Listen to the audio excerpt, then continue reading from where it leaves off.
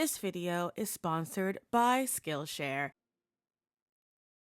I don't even know how I feel about Star Wars anymore. A series that used to be mostly fun with magical light swords and some interesting space politics has now become a community so toxic that every time something new comes out, besides being able to complain about it just being too much Star Wars in a short amount of time, it becomes all of these very weird toxic politics. And it's just like, the show is not that good to put myself through all of that. And yet, here I am, still having thoughts and feelings about Star Wars, especially the prequels.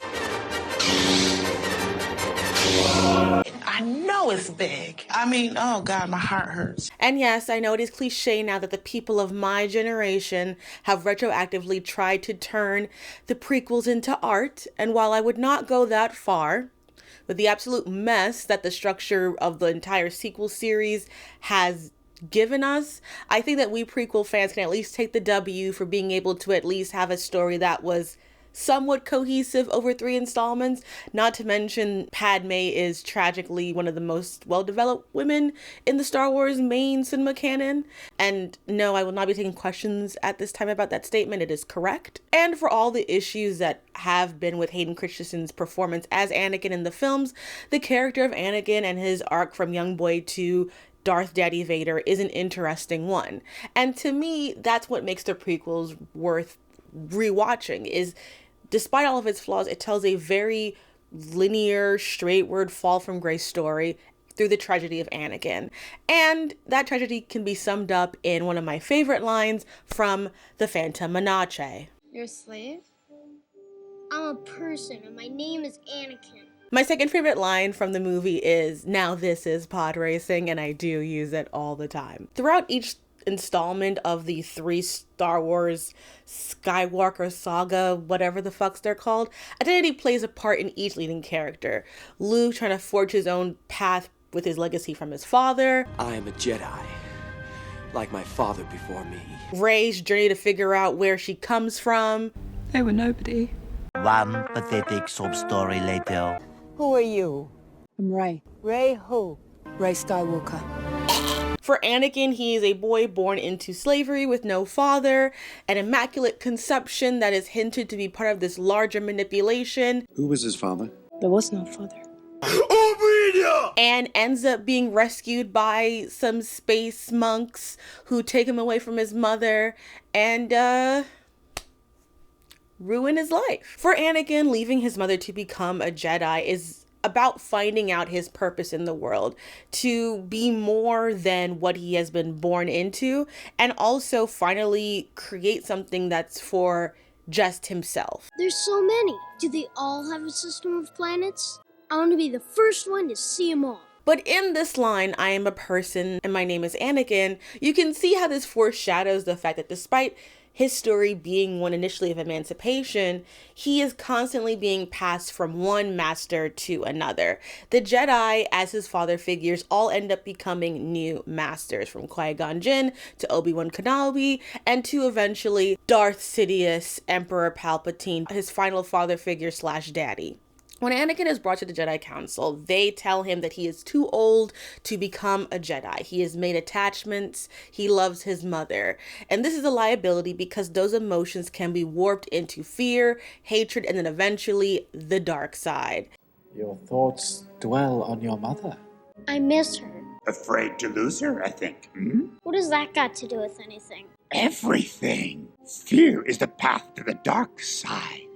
Fear leads to anger. Anger leads to hate. Hate leads to suffering. There have been many videos that break down how the Jedi are space cop adjacent, and that their position as being guardians of peace in the Republic, following the light side of the Force, is somewhat problematic when they're also baby snatchers who tell them that they can't have a healthy attachment. Jedi are forbidden possessions and attachments, much like Catholic priests, which means that they cannot have romantic relationships or children. Are you allowed to love? Thought that was forbidden for a Jedi. Attachment is forbidden. Possession is forbidden. Compassion, which I would define as unconditional love, essential to a Jedi's life. And here's the thing about this ideology. It's bad. It's bad in the context of how they're telling the story. The idea that you need to be willing to sacrifice for the greater good, and the only way you'll be able to do that is by severing your ability to have deep human attachments, sounds like a recruitment tool for the Sith. And it's so much an issue that several of the new canon of Star Wars books not only address this, but they make entire storylines and develop characters to illustrate that even if not every Jedi went over to the dark side, there's no actual reason for it. There is no reason why the Jedi need to be detached other than, according to George Lucas, they are meant to be Buddhist monks who happen to be very good at fighting. And it's like, well, Buddhist monks aren't cops. Anakin is too old to be a Jedi at 9. And we find out that really in other canon that they start being put on the path of the Jedi at least around 6, which, you know, can you ask a 6-year-old to give up attachment because of their force sensitivity? Like, that's a bad thing to do. The reason why the Jedi take children that young is because, one, they haven't been able to form healthy attachment yet, even though this canon is never explained in the films itself, is because they are trying to make sure that force-sensitive young people will not be drawn into the Sith. This is basically their way of saying, we're going to take the children now, indoctrinate them young, so they never become evil. And that's why Anakin is an outlier. He was created by the Sith through the midichlorians, and probably as a deal of Darth Plagueis, who is the Sith Master before Darth Sidious, who had a big brain plan of trying to like force build the Chosen One. It's giving Bene Gesserit, but I'm not going to make Dune comparisons the entire video, even though I could, because there are many. And so you have a character like Anakin who is created through Sith experimentation and placed in the outer rim of society where there is, you know, no government to protect him, and therefore the Jedi are not able to spot him. Also a question of, if you're supposed to be tracking this all over the known universe, maybe you should have, you know, people in the outer rim and not just allowing slavery to happen. You know, why is it only the Galactic Republic that gets to be space copped? And also, this is why I miss the legend stuff. For those of you who may not know, before Disney took over Star Wars, there was this entire, somewhat disconjointed but very vast expanded universe, which then became known as Legends. And while some of it was silly and weird, there was also some good stuff there, including Mara Jade Skywalker. I miss Mara Jade Skywalker. I miss Luke Skywalker who fucked. And I wanted Mark Hamill to have that. I wanted Mark Hamill to have a hot redhead lady in his sequel series. Why the fuck not? Instead of dying. Throughout the prequels, Anakin is torn between his own personhood, the attachment he has to his own identity and feelings, versus the Jedi Code. And part of the problem with his entire arc is that from the very beginning, Qui-Gon Jinn dies. Obi-Wan Kenobi is not the right master for him. While explored more in supplementary material, Jinn was considered to be kind of a troublemaker and maverick among the Jedi Order. He didn't just blindly follow the Jedi Council, the dogma, or anything like that. He believed in following what you felt through the Force more so than following an ideology. We see touches of this in dialogue. Do not defy the Council, Master, not again. I shall do what I must, Obi-Wan. If you would just follow the code, you would be on the council. And so when Anakin is forced through his promise to train Anakin, it already creates an imbalance in the fact that he did not choose Anakin as his Padawan. And he never had that much faith in Anakin to begin with. The boy is dangerous. They all sense it. Why can't you? And let me just say, again, speaking before anyone comes at my neck, this is how he is in the movies. In the show, he has a totally different energy. It's almost like one group should have been writing the whole story to begin with. For example, in the Clone Wars show, it is established that he met and fell in love with a woman character named Duchess Satine. Almost gave up being a Jedi for her because he was so in love with her. You've met Satine. You know I once harbored feelings for her. As a Jedi, it is essential you make the right choice, Anakin. For the Order. That character would have been a much better master to Anakin than what we get.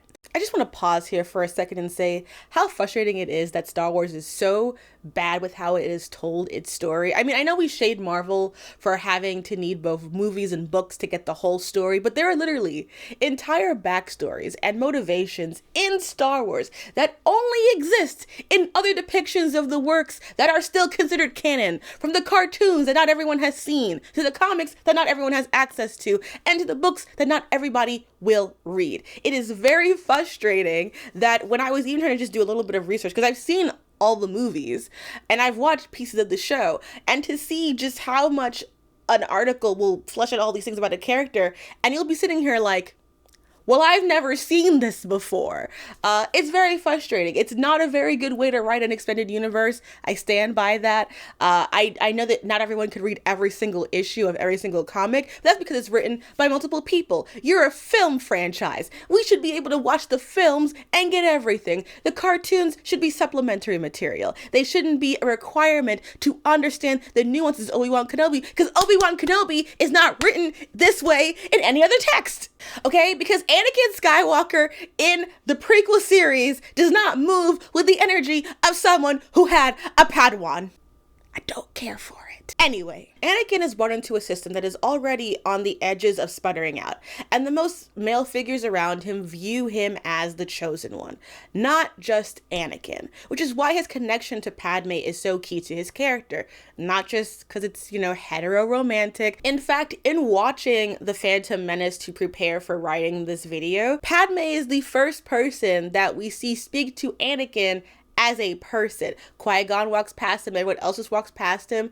After he has a terrible interaction with his master, the first person to give him humanity is Padme. This beautiful person that he's never seen, because she's an angel. Are you an angel? Dropping bars at 9. To a certain degree, it's important to acknowledge that Anakin had very limited options. Even though he wins his freedom, he wins it through the intervention of a Jedi. He feels an attachment to these people and to this order because he has an idea of himself as a Jedi coming to free all the slaves, something that the Jedi never do. Have you come to free us? No. Why the fuck not? It's kind of sad to realize that between that film and Attack of the Clones, they fundamentally break something in Anakin that was very kind and very sweet. I think there's an argument to be made that Anakin was probably never meant to be a Jedi in the first place, or that quite simply the ideology of a Jedi is not compatible with somebody who is ever attached to another human being, and that is unfortunate, especially with his kind of trauma. He was unable to heal and therefore unable to reach the full potential of the light side of the Force. And again, it's because to the Jedi, he's not Anakin the person. He is Anakin the chosen one. So we see him go from slave to pawn and symbolic figure who people are afraid of but also want to tie him to them. His relationship with Obi-Wan in the films is very interesting, because I'll see people say like, it's so tragic how Obi-Wan's like, you are a brother to me, Anakin. But when you watch the film, you very much see clearly that Anakin doesn't feel that way about Obi-Wan. Whenever Anakin talks about Obi-Wan in Attack of the Clones, he refers to Obi-Wan as a father figure. Why do I get the feeling you're going to be the death of me? Don't say that, Master. You're the closest thing I have to a father. Then why don't you listen to me? He's your friend, your mentor. He's like my father. Obi-Wan treats Anakin like a nuisance in the entire Attack of the Clones. So the whole like, you're a brother to me, footage is missing of that. So when Obi-Wan says that Anakin is like a brother to him, to me it doesn't feel sweet or endearing. It feels like a very, very severe attachment misalignment, especially when Anakin had friends on Tatooine, an actual stepbrother on Tatooine. Obi-Wan isn't his brother in pain. Obi-Wan isn't there when he loses his mother. Who is there is Padme. Anakin would have been better off just leaving the Jedi Order and being with his wife, because his wife has emotional intelligence. And I don't blame this all on Obi-Wan. Obi-Wan was child napped and has been raised in the Jedi Order and sees the Brotherhood as the highest form of attachment that there can be. But that's because that's all he's ever known. When you know more than that, when you've lived through a different experience, you can't just be forced into someone else's attachment style and be asked to thrive in that, which leads to Anakin being seduced by the dark side of the Force. And I think part of the reason why the dark side has such an easy go of it is also because the Jedi seem reluctant to embrace Anakin, and most of the scenes between Obi-Wan and Anakin, or anyone talking about Anakin, is all about like, I don't know about that kid. I am concerned for my Padawan. Is he not to destroy the Sith and bring balance to the Force? So the prophecy says. A prophecy that misread could have been. That boy ain't right. And that's why Palpatine is such a great villain, specifically for Anakin's arc, because Anakin needs a dad. He needs a supportive dad who tells him how smart he is, how good he is, not only just because he's spoiled, because he wasn't spoiled, because he was literally a slave. He was a slave who left his mother to try and make something out of his life so that he could help other people, and then has only been told to help a little bit, or that he's too arrogant, or that he's too self-natured, while never actually showing us that except in response to the people he cares about being hurt. You ever notice that too? Is like, we keep hearing about how Anakin is arrogant and over privilege and all these kind of things, and he's defensive over Padme because he's thirsty. And then he gets angry because his mother was murdered by sand trackers, and it's like, this is why we know Anakin's gone too far. Those are not great examples. Those are very human feelings. If anything, it just makes the Jedi look weird because, you would imagine that if you know that Anakin has these attachment issues to his mother, that you would do something about that, especially if you have all these concerns about his attachment, that you would try and ensure that the person that he has this connection to would be safe. But I didn't actually come here to free slaves. And I must say, for a man who looks like a ball sack melted in the sun, Darth Sidious really is that bitch, because he is the major chess master and ultimate evil. One Sith Lord better than a thousands of Jedi. It's that emotional ability to tap into what people are really longing for, With the combined skills of 1,000 pickup artists channeling the 7 laws of power, he manages to pinpoint every unhealthy attachment Anakin has and very quickly gets him to be the one thing Anakin didn't want to be in the first place: a slave. With a name he didn't even choose. And the sad part is that at the point where Anakin is in that story, being a slave, being not Anakin, being not even a person anymore, is better than what he was before. The chosen one, Anakin, gets assimilated into Vader, because through Vader, it gives him something that he could never get through the Jedi: the freedom to fully feel, to not be shamed for having attachments, to not be shamed for being in love, for being angry, for not always having perfect emotions. The reality is, as much as the Sith turn him into Vader, the light never saw him as a person either. Not the way he needed. Because if they did, they would have never taken him away from Tatooine. And it's okay to be the chosen one and just want to be with your mom. And I think in some ways what makes the prequel series hard to watch if you really love the original trilogy, and specifically Vader, is that Vader is so cool.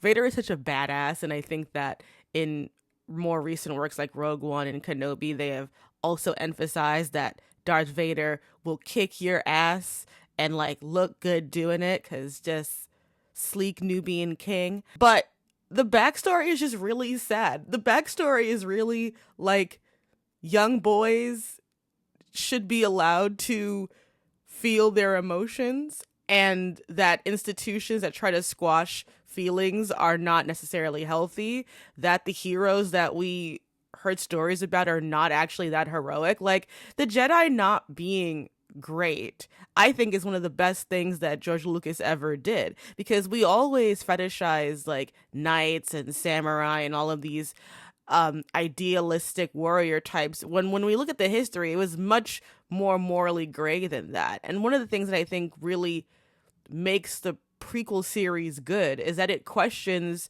the very simplistic dichotomies of the original franchise, which is why it's so upsetting to me that the sequel series not only didn't know how to continue telling a interesting story with these concepts, but actively just repeated the same narrative mistakes. It's the reason why Kylo will never be Vader. He doesn't have the saison. He doesn't have the energy. So sorry to him. Like, you're a flop. And we should have gotten Jason Solo anyway. Anyway, I love Anakin. Skillshare is back, baby. Last time I had a sponsorship from Skillshare, I was using it to help with my cosplay journey of helping me learn how to cut foam.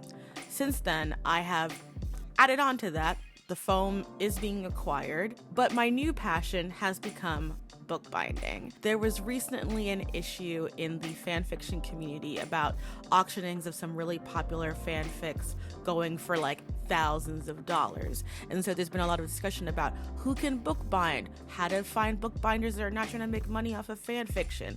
So I thought, let's just cut out the middleman and I could just do it on Skillshare. Skillshare has several different bookbinding courses, from travels journals to notebooks to hardcover. So there's a lot of different variety for whatever you're trying to do.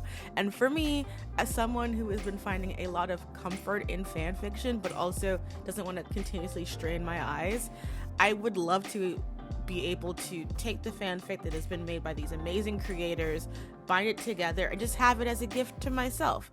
Imagine making your own anthology of all of your favorite smut fan fiction and putting a beautiful little glossy cover and just putting it right next to your Pride and Prejudice or like Ice Barbarians. And because there's so many varieties of bookbinding, it's a great way to decide how invested you want to be. You can start small, you can be ambitious like I'm trying to do. Skillshare is offering 1 month free to any of my viewers that use the link in the description box. But for the month of April, they are running an offer where you can get 40% off your first year using my link. Either way, it's a great way to test out some stuff that you're interested in doing. I know people talk about Skillshare for work activities. I am pro not learning to labor more. So yeah, that's just one of the many skills that you can learn on Skillshare. And if again, you use one of the links down below, you can either get 1 month free, or if you do it in April, you can get 40% off your first year using my link down below. Thank you so much to Skillshare for sponsoring me, and I'm gonna get back to curating my smut now.